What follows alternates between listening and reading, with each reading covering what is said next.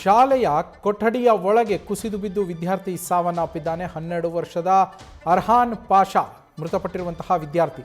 New blossom ಶಾಲೆಯಲ್ಲಿ 5ನೇ ತರಗತಿಯನ್ನ ಅರ್ಹಾನ್ ಪಾಷಾ ಓದ್ತಾ ಇದ್ದ.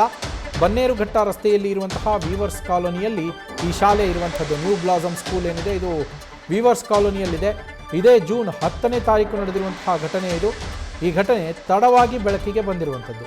ಮಗು ಸಾಯೋದಕ್ಕೆ ಶಾಲೆಯ ಸಿಬ್ಬಂದಿಯೇ ಕಾರಣ ಅಂತ ಹೇಳಿ ಪೋಷಕರು ಆರೋಪವನ್ನು ಮಾಡ್ತಾ ಇದ್ದಾರೆ. ಇದ್ದ ಒಬ್ಬ ಮಗನನ್ನು ಕಳೆದುಕೊಂಡು ಕುಟುಂಬಸ್ಥರು ಕಣ್ಣೀರನ್ನು ಹಾಕ್ತಾ ಇರುವಂಥದ್ದು. ಕೋಣನಕುಂಟೆ ಪೊಲೀಸ್ ಠಾಣೆಯಲ್ಲಿ ಈ ಸಂಬಂಧ ಪ್ರಕರಣ ಕೂಡ ದಾಖಲಾಗಿದೆ. ಫೋಟೋದಲ್ಲಿ ಗಮನಿಸ್ತಾ ಇದ್ದೀರಾ, ಇದೇ ಬಾಲಕ ಸಾವನ್ನ ಅಪ್ಪಿರುವಂಥದ್ದು. ಕುಸಿದು ಬಿದ್ದಿದ್ದ ಶಾಲೆಯ ಕೊಠಡಿಯ ಒಳಗೇನೆ ಕುಸಿದು ಬೀಳ್ತಾನೆ. ಆತನನ್ನು ಆಸ್ಪತ್ರೆಗೆ ಕರೆದೊಯ್ದಿರ್ತಾರೆ ಪೋಷಕರು. ಆದರೆ ಚಿಕಿತ್ಸೆ ಫಲಿಸದೆ ಕೊನೆಯುಸಿರನ್ನು ಎಳೆದಿದ್ದಾನೆ ಅರ್ಹಾನ್ ಪಾಷಾ. 12 ವರ್ಷ, 5ನೇ ತರಗತಿ ಓದ್ತಾ ಇದ್ದ. 5ನೇ ತರಗತಿಯನ್ನು ಓದ್ತಾ ಇದ್ದಂತಹ ಬಾಲಕ ಸಾವನ್ನಪ್ಪಿದ್ದಾನೆ.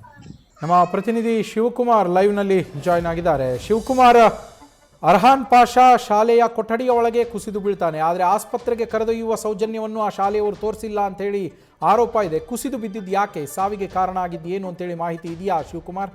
ನವೀನ್, ಬೆಂಗಳೂರಿನ ಕೋಣನಕುಂಟೆ ಪೊಲೀಸ್ ಠಾಣಾ ವ್ಯಾಪ್ತಿನಲ್ಲಿ ಬರುವಂತಹ ನ್ಯೂ ಬ್ಲಾಸಮ್ ಸ್ಕೂಲ್ ಖಾಸಗಿ ಶಾಲೆಯಲ್ಲಿ ಜೂನ್ 10ನೇ ತಾರೀಕು ನಡೆದಿರುವಂತಹ ಪ್ರಕರಣ ಇದು. ಅವತ್ತಿನ ಜೂನ್ 10ನೇ ತಾರೀಕು ಎಂದಿನಂತೆ ಶಾಲೆಗೆ ಬಂದಂತಹ 5ನೇ ತರಗತಿ ವಿದ್ಯಾರ್ಥಿ 12 ವರ್ಷದ ಅರ್ಹಾನ್ ಪಾಷಾ ಶಾಲೆಗೆ ಬಂದಂತಹ ಸಂದರ್ಭದಲ್ಲಿ ಮಧ್ಯಾಹ್ನ 1 ಗಂಟೆ ಸುಮಾರಿಗೆ ಆತ ಶಾಲೆಯಲ್ಲಿ ಕುಸಿದು ಬೀಳ್ತಾನೆ. ಅಂದ್ರೆ ಆತನ ಡೆಸ್ಕ್ ಮೇಲೆ ಮೊದಲಿಗೆ ತಲೆ ಸುತ್ತುವಂಥದ್ದು ತನ್ನ ಸಹಪಾಠಿಗಳಿಗೆ ಆತ ಹೇಳ್ಕೊಳ್ತಾನೆ. ಸಹಪಾಠಿಗಳು ಶಿಕ್ಷಕರ ಗಮನಕ್ಕೆ ತಂದಿದ್ದಾರೆ. ಆದರೆ ಶಿಕ್ಷಕರು ಹಾಗೂ ಶಾಲಾ ಆಡಳಿತ ಮಂಡಳಿ ನೆಗ್ಲಿಜೆನ್ಸಿ ಮಾಡಿದೆ ಅಂತೇಳಿ ಪೋಷಕರು ಆರೋಪವನ್ನು ಮಾಡ್ತಿರುವಂಥದ್ದು.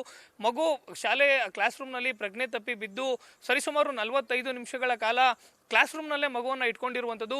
ಮಗುವನ್ನ ಇಟ್ಕೊಂಡು ತದನಂತರ ಪೋಷಕರಿಗೆ ಕರೆ ಮಾಡಿ ತಿಳಿಸ್ತಾರೆ. ಯಾವಾಗ ಶಾಲೆಯಿಂದ ನಿಮ್ಮ ಪುತ್ರ ಅರ್ಹಾನ್ ಪಾಷಾ ಪ್ರಜ್ಞೆ ತಪ್ಪಿ ಬಿದ್ದಿದ್ದಾನೆ ಅಂತೇಳಿ ಕರೆ ಬರುತ್ತೆ, ಕೂಡಲೇ ಅರ್ಧ ತಾಸಿನ ಒಳಗಡೆ ಅವರ ತಂದೆ ಸೈಯದ್ ಜಬೀವುಲ್ಲಾ ಅವರು ಶಾಲೆಗೆ ಹೋಗಿ ನೋಡುವಂತ ಕೆಲಸವನ್ನ ಮಾಡ್ತಾರೆ. ಹೋದಂತ ಸಂದರ್ಭದಲ್ಲಿ ತಂದೆ 2 ವೀಲರ್ ನಲ್ಲಿ ಶಾಲೆಗೆ ಹೋಗಿರ್ತಾರೆ. ಮಗು ಅನ್ಕಾನ್ಶಿಯಸ್ ಆಗಿ ಬಿದ್ದಿದೆ, ಕೂಡಲೇ ಆಸ್ಪತ್ರೆಗೆ ತಗೊಂಡು ಹೋಗ್ಬೇಕು, ನಿಮ್ಮ ಶಾಲೆಯಲ್ಲಿ ಇದ್ದಂತ ವ್ಯಾನ್ ಅನ್ನ ಕೊಡಿ, ಆಸ್ಪತ್ರೆಗೆ ಕರ್ಕೊಂಡು ಹೋಗ್ಬೇಕು ಅಂತ ಹೇಳಿದಂತ ಸಂದರ್ಭದಲ್ಲಿ ಶಾಲಾ ಆಡಳಿತ ಮಂಡಳಿ ನಿರ್ಲಕ್ಷ್ಯ ತೋರಿರುವಂತದ್ದು, ಬೇಜವಾಬ್ದಾರಿತನದ ಉತ್ತರವನ್ನು ಕೊಟ್ಟಿರುವಂತದ್ದು. ಒಂದು ಮಗುವನ್ನ ಆಸ್ಪತ್ರೆಗೆ ಕರ್ಕೊಂಡು ಹೋಗ್ಲಿಕ್ಕೆ ವ್ಯಾನ್ ಅನ್ನ ಕೊಡ್ಲಿಕ್ಕೆ ಸಾಧ್ಯ ಇಲ್ಲ ಅಂತೇಳಿ ಯಾವಾಗ ಶಾಲಾ ಆಡಳಿತ ಮಂಡಳಿ ನಿರಾಕರಿಸುತ್ತೆ, ಆಗ ಸ್ವತಃ ತಂದೆ ಅವರ ಬೈಕ್ ನಲ್ಲಿ ಮಗುವನ್ನ ಖಾಸಗಿ ಆಸ್ಪತ್ರೆಗೆ ಕರ್ಕೊಂಡು ಹೋಗ್ತಾರೆ. ಅಷ್ಟೊತ್ತಿಗೆ ಆಲ್ರೆಡಿ ಮಗು ಸಾವನ್ನಪ್ಪಿರೋದಾಗಿ ವೈದ್ಯರು ದೃಢಪಡಿಸ್ತಾರೆ. ನೀವು ಅರ್ಧ ತಾಸು ಮುಂಚೆ ಬಂದಿದ್ರೆ ಮಗು ಬದುಕ್ತಿತ್ತು, ತಡ ಆಗಿದೆ ಆಸ್ಪತ್ರೆಗೆ ಬರುವಂಥದ್ದು, ಹೀಗಾಗಿ ಮಗು ಸಾವನ್ನಪ್ಪಿದೆ ಅಂತೇಳಿ ಯಾವಾಗ ವೈದ್ಯರು ಹೇಳ್ತಾರೆ, ಆಗ ಶಾಲೆಗೆ ಹೋಗಿ ಶಾಲೆಯ CCTVಗಳನ್ನ ಚೆಕ್ ಮಾಡುವಂತ ಕೆಲಸವನ್ನ ಪೋಷಕರು ಮಾಡಿರುವಂಥದ್ದು. ಈ ವೇಳೆ CCTVಯಲ್ಲಿ ಸ್ಪಷ್ಟವಾಗಿ ಗೊತ್ತಾಗ್ತಿರುವಂಥದ್ದು, ಮಗು ಕುಸಿದು ಬಿದ್ದು ಸರಿಸುಮಾರು 45ರಿಂದ 50 ನಿಮಿಷಗಳ ಕಾಲ ಆ ಕ್ಲಾಸ್ ರೂಮ್ನ ಟೀಚರ್ ಆಗಿರ್ಬೋದು, ಶಾಲಾ ಆಡಳಿತ ಮಂಡಳಿ ಆಗಿರ್ಬೋದು, ನಿರ್ಲಕ್ಷ್ಯವನ್ನ ತೋರಿರುವಂಥದ್ದು. ಮಗು ಯಾವಾಗ ಅನ್ಕಾನ್ಶಿಯಸ್ ಆಗುತ್ತೆ, ಕೂಡಲೇ ಆಸ್ಪತ್ರೆಗೆ ದಾಖಲು ಮಾಡಿದ್ರೆ ಆ ಮಗು ಬದುಕುವಂತ ಸಾಧ್ಯತೆಗಳು ಹೆಚ್ಚಾಗಿತ್ತು. ಸದ್ಯ ಸಾವನ್ನಪ್ಪಿರುವಂತ 12 ವರ್ಷದ 5ನೇ ತರಗತಿ ಓದ್ತಿದ್ದಂತ ಅರ್ಹಾನ್ ಪಾಷಾ ಬಾಲಕ ಏನಿದ್ದಾನೆ, ಆತನ ಸಾವಿಗೆ ಶಾಲಾ ಆಡಳಿತ ಮಂಡಳಿಯೇ ನೇರವಾದಂತ ಕಾರಣ ಅಂತೇಳಿ ಆರೋಪವನ್ನು ಮಾಡಿ ಕುಟುಂಬಸ್ಥರು ಕೋಣನಕುಂಟೆ ಪೊಲೀಸ್ ಠಾಣೆಯಲ್ಲಿ ದೂರನ್ನು ಕೊಟ್ಟಿರುವಂತದ್ದು. ಸದ್ಯ ಕುಟುಂಬಸ್ಥರು ಕೊಟ್ಟಂತ ದೂರನ್ನ ಪಡ್ಕೊಂಡಿರುವಂತಹ ಕೋಣನಕುಂಟೆ ಪೊಲೀಸರು ಘಟನೆಗೆ ಸಂಬಂಧಪಟ್ಟಂತೆ CCTV ದೃಶ್ಯಾವಳಿಗಳಾಗಿರ್ಬೋದು ಎಲ್ಲವನ್ನು ಕೂಡ ದಾಖಲು ಮಾಡ್ಕೊಂಡಿದ್ದಾರೆ. ಸದ್ಯ ಮೃತ ಬಾಲಕ ಏನಿದ್ದಾನೆ, ಆತನ ಮರಣೋತ್ತರ ಪರೀಕ್ಷಾ ವರದಿಯನ್ನ ಪಡೆದ ನಂತರದಲ್ಲಿ ಮುಂದಿನ ಕ್ರಮವನ್ನು ತಗೊಳ್ತೀವಿ ಅನ್ನೋ ಮಾತನ್ನ ಪೊಲೀಸ್ ಮೂಲಗಳು ಹೇಳ್ತಿರುವಂತದ್ದು. ನವೀನ್.